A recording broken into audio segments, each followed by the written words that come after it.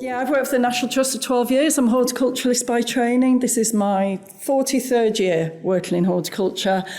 My role title has just changed. So garden management, the National Trust context, is about understanding significance and history and capacity for change.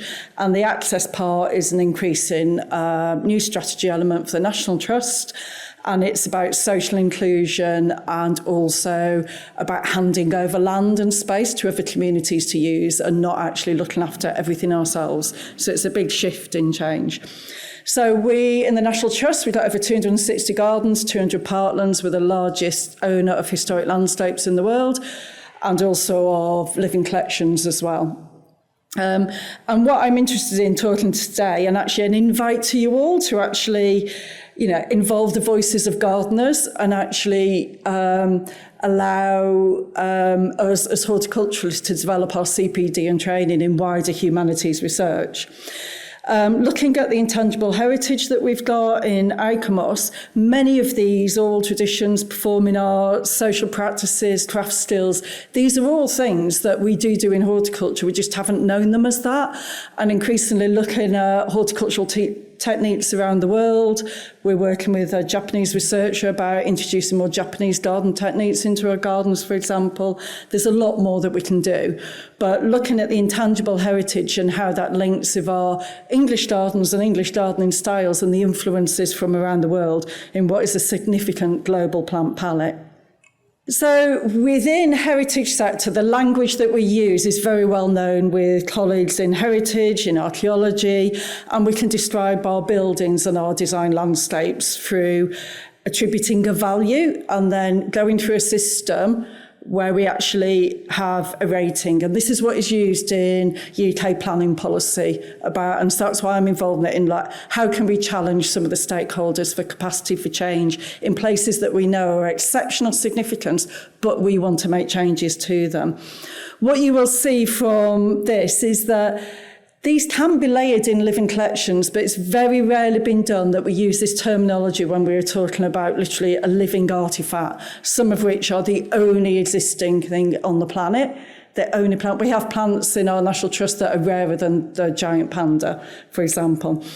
And what we will see from this language that is used by National Heritage Lottery Fund, by Historic England, by Cadw in Wales, Northern Ireland Heritage, this is a terminology that is obviously about the past. It's about heritage in the past, and it's about people in the past and people's use and significance. What we need to do is, what is the future significance? How can we predict what the future significance of these spaces and living collections are? And you may notice as well this word our culture. Whose culture is that? And what we want to move towards in how we assess the future potential of our gardens and the future potential of how we add value to these spaces and these living collections is being welcoming and curious hosts. And who is the our going forward? Who do we involve and why and how? How is the biggest thing? So there are many areas that many documents, many archives, all unpicking the history of landscapes. In 2021, I wrote an article for Sibolgia, which is the international journal. It's available on Research Day, and I was trying to use a language that an archaeologist could understand when I was talking about a living plant, that an architect could understand, and that our planners, our conservation planners in local authorities can understand. And it was quite interesting about the amount of work that had been done in some areas, but it wasn't really a voice that we have in our horticultural training, and less so talking about it in National Trust gardens. And that's where plant humanities comes in, as Jessica's touched on. And in fact, one of the papers that she mentioned, I've got as well, and Caroline is in the audience there. So I thought it was really interesting hearing about all the intangible heritage and how that links with plant humanities and actually all the multidisciplinary areas that we can involve in how we decide the who and the how and the why in how we manage our plant collections and gardens going forwards. But also this extends, I'm really keen on when we do training with our garden teams, we have over 750 gardeners, over 100 head gardeners, that we also use our indoor collections. So we can put the word narcissus, so daffodil, into our collections management system, and it comes up with 1,600 items that are in our houses that are something to do with daffodils. bit of embroidery, a painting, a vase, and you can see on the cabinets the iconography, the style, never mind the materials. We can make these connections indoors and out. And I love this extract from The Bad Squire by Charles Kingsley, who wrote The Water Babies, about the impact of enclosures in our landscapes, which we have now in our parklands and the countryside that the National Trust manages, and the influence and the bad press at the time for these foreign shrubs. People were enclosing areas and taking common land away to actually grow a lot of imported plants in their private garden. So this is an appeal to engage with us gardeners in the discipline of horticulture and horticulturalists.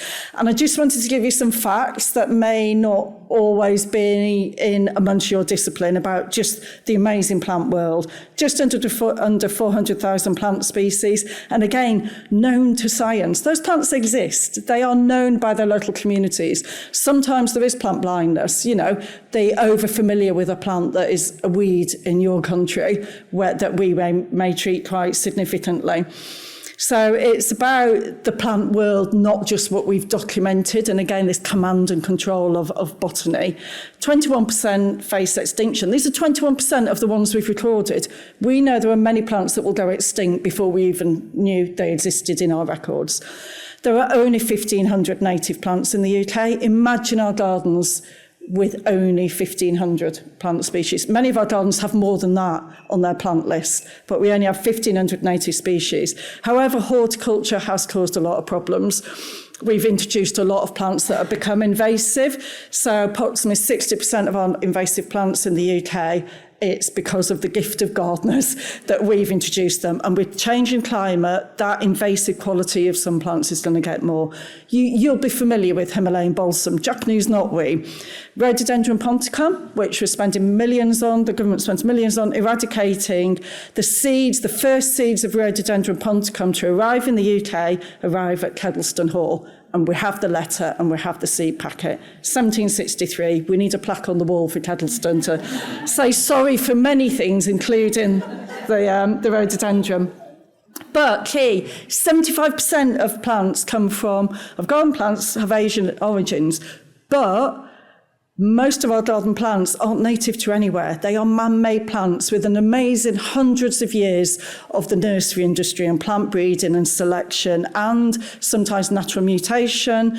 So look, we've got 420,000 cultivated plants, man-selected, people-made plants. That's more that have been recorded in the wild. So although our plant palette is global, we have many plants in our gardens that don't belong anywhere apart from a garden, and we can't use them in conservation programs.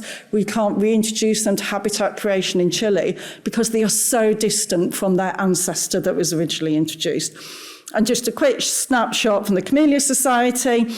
This actually goes back to the 1600s all the way up to the present day. These are all the countries, 10 countries represented there, all playing around with camellias, of all the things to choose. But camellias, and there's 30,000 species of camellias. There's also 30,000 cultivars of daffodils developed in 300 years, and 30,000, someone who was doing this research liked the figure 30,000, of rhododendrons. That's 30,000 rhododendron varieties. When people ask me, what's that rhododendron? I quote that a lot. There's 30,000, I don't know. I can't talk about plants without actually coming into the fact of this command and control, and that we have named things, known to science and given a name. Things exist without a name. And the naming of plants is fascinating, engaging, complicated, and quite a mess. So we start with the Great Chain of Being, and that's where people thought God and rocks were connected, and they made a connection all the way through. And some of the missing links were amazingly made up, and there's illustrations and letters and archives that people actually saw these plants. So we have the barnacle tree, and when the fruit fell off and fell into the water, that became the goose. So people were trying to make links between, and there could be fish or something else, but people tried to fill this. So that's why we started. And obviously, that's not really going to work for much research or much communication about plant use. So then we move on into 1600s, 16th century, but it lasted into the 1600s as well. The doctrine of signatures. Again, God is here. Every plant on the earth is for the benefit of people, and the plant has a signature to give us a clue. Walnuts. A walnut looks like your brain, so walnuts are brilliant for headaches. That's how simple it is. This is a picture of eyebright. The confusion is what part of plant you look at. What if you looked at the walnut leaf? What part of your body is that? It's only one part of the plant that appears in doctrinal signatures. And some of the illustrations are stolen from other books because the cost of reproducing was so much that they borrowed from other things. So we can't always trace them back.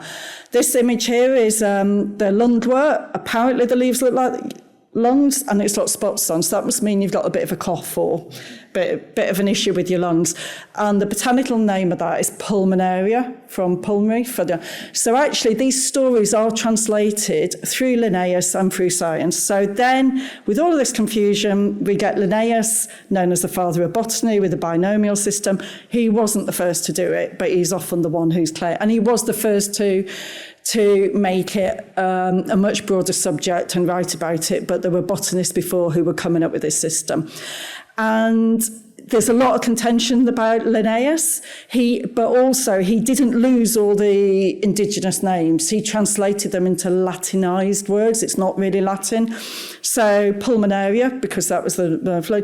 If it had yellow flowers, it'd be called lutea. If it had tough wood, it'd be called something else. So we can trace, even with scientific language, some of these lost stories of former populations, former communities, and former ethnobotanical uses from our amazing global planet. The image I haven't put on here now is what we do now, and now we do DNA. As a gardener, we can't see DNA, so the Linnaean system is still significant, but plants are moving around, names are changing, and that's because of the increased knowledge we have with DNA. One of the biggest challenges we have in the National Trust from colleagues and visitors, why aren't the plants labelled? We can't label everything. You wouldn't see some of the labels. They'd be so far back in the border. Do we label every U in a UH? Do we label every tulip as it comes up? The most interesting thing about a plant isn't its name, but how do we share that? And that's why projects just as working on and the Plant Humanities, it's about the conversations and it's about the open invitation. And sometimes we don't have to put it on a label and stick it in front of the plant. We've done really nice things. This blackboard's from Erdig, and that's nice if you want to know what's flowering on the day of your visit, but there's only room for the names. We've experimented with blackboards, tours. There's amazing things. There's strict regulation now. We can't be as free with naming plants as we were 100 years ago. And I think Edward Lear in The Nonsense Botany summed up very accurately where we are with plant names, and that confusion and that making things up as we go along still does continue. But I wanted to share a couple of projects that I worked on in my former role at Winterbourne, which just crossed the road. And in 2002 and 2003, we had the opportunity, as we increasingly opened the garden to the public, and everyone came on a Sunday, and I was the only one on site, and said, "That's lovely, back to work tomorrow." And I thought, your work is based on plants. And in 2003, the research I did, more people were employed in the Midlands in plants, using plant products, than there were the car industry. Thank you. So we invited different communities, South Asian communities, Caribbean communities, residents of Ladywood, which is just up the road. I told them that Linnaeus came up with names of what he noticed. You'd wander around the garden, notice something, and write the plant name. And we had 100 names in the Fresh Eyes publication. And, wisteria, the wigs of 1,000 judges, and allium, which is the big onion-headed flower, domes of 1,000. They're just as beautiful, they're nicer than Linnaeus came up with. We labelled some, as you can see with the orange label, but we produced onto the black and white formal botanical plant labels, translated into botanical nomenclature, mainly Latin, 50 of the community's selection. And we labelled them in the Botanic Garden, and those labels were there for 4 weeks. No one commented. No one noticed that they weren't the real plant names. And then equally, Botanical Birmingham, a project in 2003 where I looked at the plants we had in the garden that paid people's wages. So we looked at Cadbury's and we looked at H.P. Brown Sauce and places like that. And I went to do a talk in the H.P. Brown Sauce factory canteen about the origins of tamarind, which is one of the ingredients of H.P. Brown Sauce. They wouldn't give me the full recipe in case I made it. So as I say, not native to anywhere. Just down the road at the other botanic garden, Birmingham is one of the few cities in the world to have 2 botanic gardens. The other one's about 2 miles away. Dicksonia lathamii. We have plants that only exist in a garden because gardeners have brought plants from 2 different continents together and they've bred and they've hybridised. That would never happen in the wild. So Dicksonia lathamii is a tree fern. One parent comes from Australia, the other parent comes from St Helena. And it's the only one in existence in the world. But we are still plant collecting. It's still important still to plant collecting, but we're guided by the Nagoya Protocol. And this is a new plant introduced to commercialised catalogues this year, the Abelia. And again, we've got amazing archives in the National Trust. We've got a collection of Jamaican ferns at Colcabbey. We don't have the date of this herbarium, unfortunately. But then this seed packet I bought for my allotment a few years ago, and this is a plant that is known in Jamaica as food Caribbean spinach, and over subsequent generations of people having it on an allotment in Handsworth, it is now a variety that is hardy in the UK. So we're going from inviting community gardening rather than command and control of having literally a stamp collection, sticking the plants in a book. We do interpret histories. We've got lots of people associated with plant collecting in the National Trust, either as patrons, breeders, really good gardeners, actually. Some of the people who brought plants over knew how to look after them as well. And we have an amazing resource of photography, of plant specimens. The reason we have the Parlour Palm is because of the Hawaii Parlour from Hawaii Highland. And also we have brilliant evidence of dates that seeds arrive from different places. And we have herbarium specimens. So this one is from Bentle Hall, National Trust property in North Shropshire. And because of George Moore, a really significant plant collector at the time, he worked with Kew. We, in July, had opened a brand new glass house at Bentle Hall to allow to reintroduce the plants that he collected because they're very tender alpines and crocus. And again, an opportunity and an invite, and I find food, to talk about food and medicine and things relating to plants is really engaging with communities. And we're used to such a diverse menu, and that's in our language, but we forget about the diverse global plant palette. This is a project I worked on in 2008, and it was 50 architects and planners from the Midlands in a pop-up restaurant in a disused factory with a Michelin star chef. And I foraged all the plant ingredients that went into the menu. And then the botanical heritage was bird's custard creme brulee, because bird's cluster was invented in Birmingham, Thai food tea, because that was invented in Birmingham, and then we had Cadbury's chocolate. But going in a place like New York Botanic Garden are quite ahead of the game, inviting with the taro here, people to contribute their stories. And we're getting there with the National Trust. We have so many stories, and there are so many examples that is happening at gardens. We just not very good at talking about it. We've had an amazing exhibition at Croom, which was decorating the walls of the house with a wallpaper that was from the books of Hortus Cremensis, which showed the origins of all the plants that were there growing in 1824. And even at our AGM 2 years ago, I took a display of plants that all had significant global stories and histories about their anglicised plant names and the stories that have been lost through the scientific naming. So we were able, and we also had things like Isaac Newton's apple tree that people always like to go and prod at.